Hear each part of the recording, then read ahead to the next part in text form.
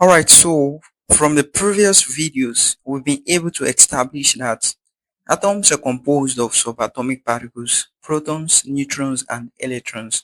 So we've also been able to see that protons and neutrons are found in the nucleus of an atom. So within here, we have the protons and the neutrons, and the electrons are found revolving around the nucleus. So these revolving electrons are found in shells. So we have the K shell, we have the L shell, we have the M shell, and the N shell. So these shells are called the allowed energy levels of electrons. So the energy level is represented by N. So we represent energy level with N. So it's represented by N. So for let's say we have N. So for and this is shell. So for K shell, the energy level is 1. For L shell, the energy level is 2. So for M shell, the energy level is 3. And for N shell, the energy level is 4. So if we ask the question, what is the shell when the energy level is 3? So the shell is what? The shell is M shell. So when we say that the energy level is 4, so what is the shell? So definitely the shell is N shell. So take note of that. So the maximum number of electrons in a particular shell is given by the number 2n scale. So you need to know this. So the maximum number, so let's say we have the K shell, the maximum number of electrons, max electron. So it's basically 2n squared. So because the energy level for K shell is 1, so we can therefore say that the maximum electrons for K shell is 2 into bracket 1, and then we have 2 here. So everything here is 2. So for L shell, the maximum number of electrons is simply 2. So because L is 2, that's the energy level of 2. So we'll put 2 here and we'll raise it to the power of 2. So this becomes 2 times 4, and that's 8 maximum number of electrons. So basically 8 electrons can enter into the L shell. So also for the M shell, the maximum number of electrons is represented by 2n squared. So we have that 2, and because the energy level of the M shell is 3 from the table here, so we can therefore say that 3 and we raise it to the power of 2. So we have 2 times this is 9. So that's 18 maximum number of electrons. Also for N we have it to be 2, and because the energy level of the N shell is 4, so we have this to be A. So we have this to be 2 times 16, and this is 32 electrons. So now let's talk about the subshells. So we're talking about subshells here. So basically, of course, you would expect subshells to be a subdivision of shells, right? So that's actually right. So we have 4 subshells, and they are S, we have the P, and we have the D, and we have the F subshells. So all shells are divided into different subshells. So a shell, then we have subshells. So for K shell, for L shell, for M shell, and for N shell. So these are shells. And so let's talk about the subshells now. So because let's put N here. So the N value for K shell is 1, the N value for L is 2, the N value for M is 3, and the N value for N is 4. So for K shell has just one subshell. It has just S subshell. So L, because this is 2, that's 2 subshells. So S and P. So M, it has 3 subshells, S, P, and D. So N has 4 subshells, which are S, P, D, and F. So, but this energy level, it has to be included. So you simply say 1s subshell. So this 2s subshell, 2p subshell, and this is 2s, 2p, and 2d. So for, sorry, this is 3 rather, not 2. So this is 3, this is 3. So for this also is 4s, 4p, 4d, and 4f subshells. So with the exemption of the k shell, the L shell basically has two shells, which are these. The M shell has 3 shells. The N shell has 4 shells. Only this has 1 shell. So the S shell can simply be drawn as this. This 1s shell. So you put the electrons, can accommodate 2 electrons. So the 2 electrons has to have opposite spins. So for P, we have it to be this. So basically it's this. So we have this, and then it comes this when they are filled up.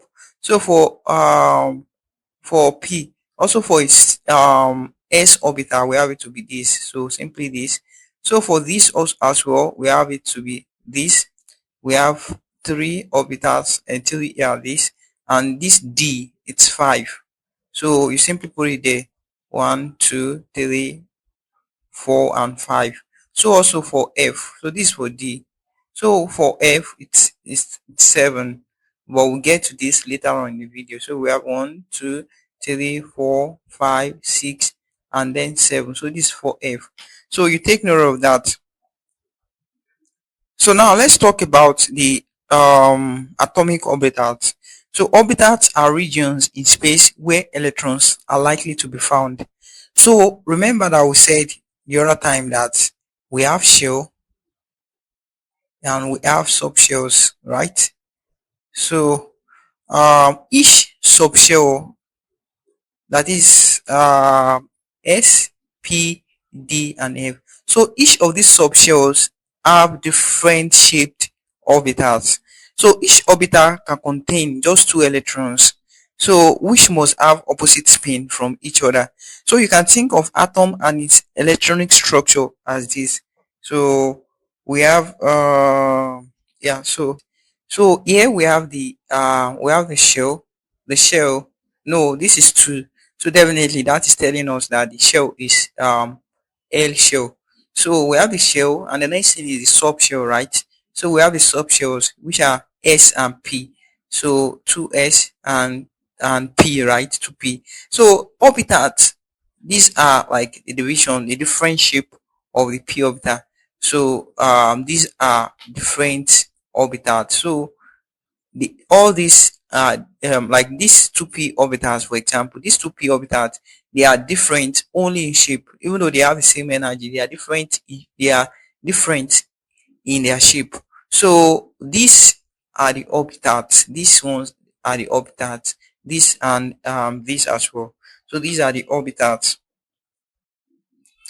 So the orbital of an atom and the electrons accommodated are described by a set of 4 quantum numbers. So we have the principal quantum number, we have the azimuthal quantum number, the principal quantum number n, we have the azimuthal quantum number, which is represented by L, and we have the magnetic quantum number, which is represented by Ml, and we have the spin quantum number, which is represented by ms. So the principal quantum number is a positive integer, right? The principal quantum number, let's put it there. Principal quantum number. So it is a positive integer, and we've said in the earlier, we said it earlier that it's represented by n, which is the energy level. So when n equals to 1, that's a k shell. When it's 2, that's L shell. When it's 3, that's M shell. And when it's 4, that is N shell, right? So yeah, we have this to be um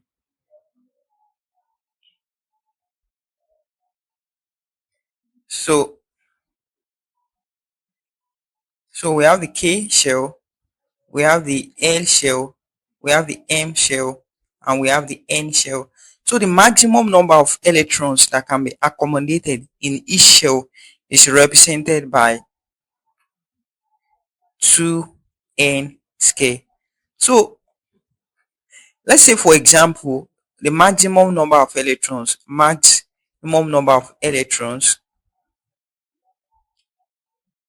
in a K shell is 2 raised power n square, right? So we have this to be 2 and this to be 1 raised to power 1 because n for K shell is 1. So we have this to be 2, right? So now, all right, so let's talk about the azimuthal quantum number.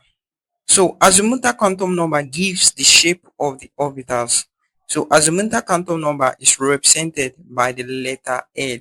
So recall that we said we have shells and we have subshells, right? So we also have the subshells to be S, P, D, and F. So L value for these subshells are simply 0, 1, 2, and 3. So you may need to know this actually. You have to know this. So when the subshell is S, the L value is 0. And when the subshell is F, the L value is 3. So let's take note of that. So you can also use 2 into bracket 2n plus 1 to calculate the maximum number of electrons. So maximum electrons that is allowed in a given subshell. So let's say for a given subshell, for S subshell, so for you to calculate the maximum number of electrons that is allowed in this subshell, we have that 2 into bracket 2. So because the L value is 0, right? So we have this to be times 0 plus 1. So this becomes 2 and everything here becomes 1. So the maximum allowed electron is 2. So that's why when you have this orbital, this 2s orbital, it can only occupy 2 electrons. So for P as well, the maximum number of electrons that is allowed in this P subshell is you can represent it with 2 into bracket 2L plus 1. So because we have this 2, so because L for P is 1, right? So let's multiply this by 1 plus 1. So we have this to be 2 and we have this to be 2 plus 1. So everything here becomes 2 times 3 and this becomes 6. So P orbital is drawn as this. So we have it to be 1, 2. So 1, 2, 3, 4, 5, 6. So also for D orbital, the maximum number of electrons that is allowed is 2 into bracket 2L plus 1, and that gives us 2 times so this 2, right, plus 1. So everything becomes, this one becomes 4 plus 1 is 4 and this becomes 5. So everything is 10. So D orbital is basically is divided into 5 partitions: 1, 2, 3, 4, 5. So we have 1, 2, 3, 4, 5, 6, 7, 8, 9, 10 electrons. So also for the F orbital, it's 7. So if you calculate this, try it yourself and see that it's 7. So that's it. All right, so looking at the table here, we said that principal quantum number is represented by the letter n, and we also said that n value ranges from 1 to infinity. So, but here let's talk about when n is 1, when n is 2, when n is 3, and when n is also 4. So when n is 1, we call it K shell. When it's 2, we call it L shell. We call it M shell when it's 3, and we call it N shell when it's 4, right? So we also say that all these shells are divided into subshells, and we say that K shell has just one subshell, which is the S subshell. So we say that this K shell, which is divided into one subshell S, can be represented as 1s. So also for this is divided into 2 subshells, which is S and P. So it can be represented with 2S and 2P. So for now, to keep things simple, we can just always say that look at the principal quantum number, the n value, to tell the number of subshells. So for this, n, when n is 1, it has just one subshell. When it's 2, it has just 2 subshells, the S and P. So when it's still, it has 3 subshells, which are we have the S, we have the P, and we have the D, which are 3S, 3P, 3D. And when it's 4, we have S, P, D, and F. So we have 4S, 4P, 4D, and 4F. So the azimuthal quantum number L, we said it's to be 0 when it's X, to be 0 when it is S orbital, to be P when we have it when it's P, it's 1. Here it's 0. So for P it's 1. For D it's 2. So for this we have it to be 0, we have it to be 1, we have it to be 2, and also have F to be 3, right? We said the other time also that magnetic quantum number ML are obtained from the azimuthal quantum number. So, and these are just a range. We have it to be negative L to positive L. So because L here is 0, so this is also 0, no range of values. So this is also 0. So for this we have negative 1, we have 0 and positive 1. We have this to be 0, we have this to be negative 1, 0 and plus 1. So for this we have it to be negative 2, negative 1, 0, positive 1 and positive 2. So for this we have it to be 0, for this negative 1, 0 and positive 1. So for this also we have negative 2, negative 1, 0, positive 1, positive 2, and for this we have negative 3, negative 2, negative 1, we have 0, positive 1, positive 2, and positive 3. So let's look at a spin. So for a spin, we said spin values are represented in magnitude and direction. And we said that when the spin is up, it's positive 1 over 2. When it's down, negative 1 over 2.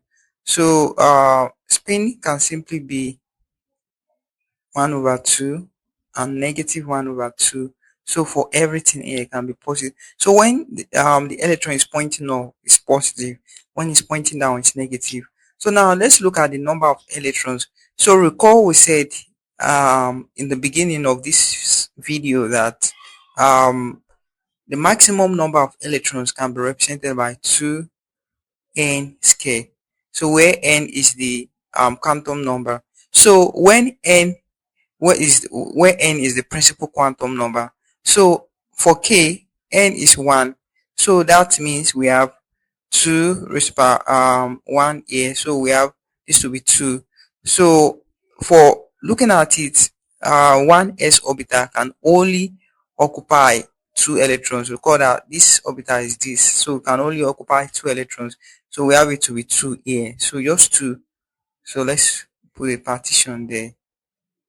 So for the L shell, we said that 2n square, and that's basically 2 divided by 2 raised by 2. So this becomes 4, and this times 2 becomes 8. So it has the capacity of accommodating only 8 electrons. So let's see how this is possible. So here we have just 2, and here we have 3, right? So we have 2 electrons here, 2 electrons here, 2 electrons here, 2 electrons here. So everything becomes 1, 2, 3, 4. So I'm sorry, everything becomes 2, 4, 6, and 8. So that's a total of 8. So the s orbital can occupy 2, and the p can occupy 6 electrons. So another way to do this, recall that we say that the azimuthal quantum number, the uh, maximum electron in this orbital can be calculated using 2 divided by 2l plus 1. So when L is what? When L is S, that's 0. And so that becomes 0 plus 1. So that becomes 1. So this 2. So that's how we also got this 2. So for P, P is represented by 1. So when we put 1 here, we have 2. 2 plus 1, that's 3. So we have 2 times 3, and that's 6. So that was how we got this here. So for this also, 2s becomes 2 electrons. So for this we have 6 electrons, 1, 2, 3, 4, 5, 6. And for D, we have to draw 5 boxes. So 1, 2, 3, 4, 5. So can accommodate 10 electrons here. So everything becomes 10, 6, and 2. So that's 18 electrons. So for the N, we have 2, we have 6, we have 10. F is divided into 7 partitions. So 7 times 2 electrons, that's 14 electrons. So when you add everything here, so this becomes 20, 30, 32. So you can accommodate a maximum of 32 electrons. So let's look at this question. How many subshells, orbitals, and electrons are contained within the principal shell with n equals to 4? So when the principal quantum number is 4, when n is 4, the shell is simply n shell, right? Recall that we say that n is 1, 2, 3, 4, and shell is simply k, l, m, n. So this is 4, right? So the number of subshells here, recall that we said each shell is divided into subshell, and for this k shell we have it to be s, we have s and p, we have s, we have p and d, and we have this s, p, d, and f. So the subshells here, subshells are simply 4s, 4p, 4d, and 4f. So now for the orbitals, right? So recall that we said for s subshell, that's your can only accommodate 2 electrons, and we drew the orbital to be this. So for p, it's 3, right? This and this. So for d, it's 5, right? 1, 2, 3, 4, and 5.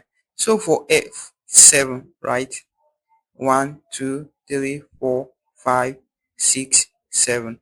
So when you try to count the total number of orbitals here, we have 1, 2, 3, 4, 5, 6, 7, 8, 9, 10, 11, 12, 13, 14, 15, 16. So we have a total of 16 orbitals. So that's 16 orbitals, right? So now let's look at this question. Calculate how many electrons are also contained within this. So this can accommodate 2 electrons. This can accommodate 2, 2, and 2. Recall that we have to fill the single first before pairing, right? So we have this, and we have this. So also for this, this. So this pairs up, right?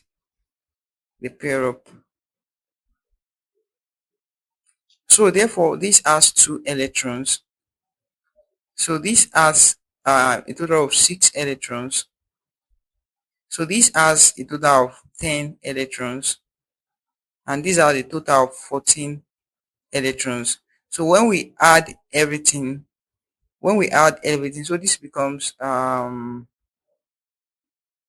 total of 32 electrons. 32 electrons. So another way to calculate it is to use this n square, that is 2n square, and this becomes 2. So n is 4, right? So we have this square. So that will be 2 times 16, and that's 32 electrons. So in the next video, we're going to do some questions on this particular topic.